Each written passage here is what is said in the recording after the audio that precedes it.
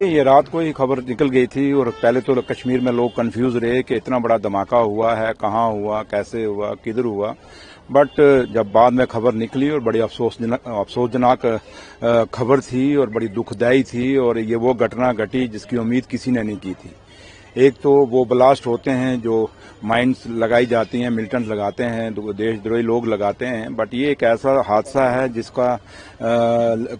यही समझ नहीं आती कि इसको कंडेम्ड करें, क्या कहें, कुछ कहें, लेकिन दुख बड़ा है, दर्द बड़ा है कि नौजवान लड़के मारे गए। कुछ एक नायब तहसीलदार में देखा, कुछ मैंने एक इंस्पेक्टर की जो फोटो थोड़ी बहुत सामने आई हैं मैंने देखी, इतने खूबसूरत और स्मार्ट और हैंडसम बच्चे थे और नौजवान थे, दोनों सिविल से और पुलिस दोनों साइड से ये बच्चे शहीद हुए हैं। और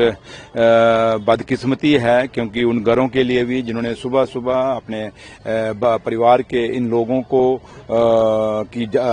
मरने की खबर सुनी, उनके लिए उनकी शहादत की खबर सुनी, बड़ा उनको भी दुख लगा, उनको ठेस, उन घरों में आज क्या कितना मातम होगा आप समझ सकते हैं। और दूसरा, जहां तक जम्मू कश्मीर का ताल्लुक है, जम्मू कश्मीर के लिए बदकिस्मती है कि आज 35-36 साल हो गए हैं। 35-36 साल से हम लोग ऐसी घटनाएं देखते आ रहे हैं जहां हमारी सिक्योरिटी फोर्सेस के सिविल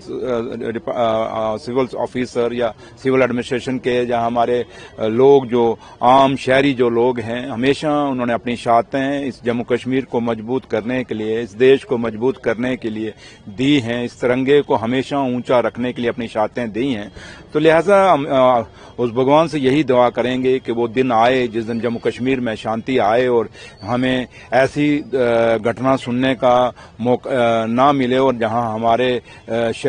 इन वीर जवानों का, हमारे शहरियों का, ऑफिसरों की शहादतें ना हों। तो लिहाजा लेकिन एक चीज जरूर कहेंगे कि इसकी हाई लेवल एक इंक्वायरी जरूर होनी चाहिए कि ये कैसे हुआ, क्यों हुआ, किधर से हुआ और वजूहात क्या हैं, क्योंकि जानें गई हैं और बहुत ज्यादा नुकसान हुआ है। और जो नुकसान जो है जिसका कोई कमी पूरी नहीं कर सकता उस परिवारों में, तो लिहाजा आज हम इसको कंडेम कर सकते हैं और उन परिवारों को, इन लोगों को श्रद्धांजलि दे सकते हैं, लेकिन उन परिवारों को लिए भगवान से, उस रब से यही दुआ करेंगे कोई इतनी हिम्मत दे उनको कि वो इस सदमे से, गम से बाहर निकल सकें। सर, वहीं जो डॉक्टर्स का नाम आया था इसमें दिल्ली ब्लास्ट में, उनके सर्टिफिकेट जो है, जो डिग्रीज है, उसको कैंसिल किया गया है।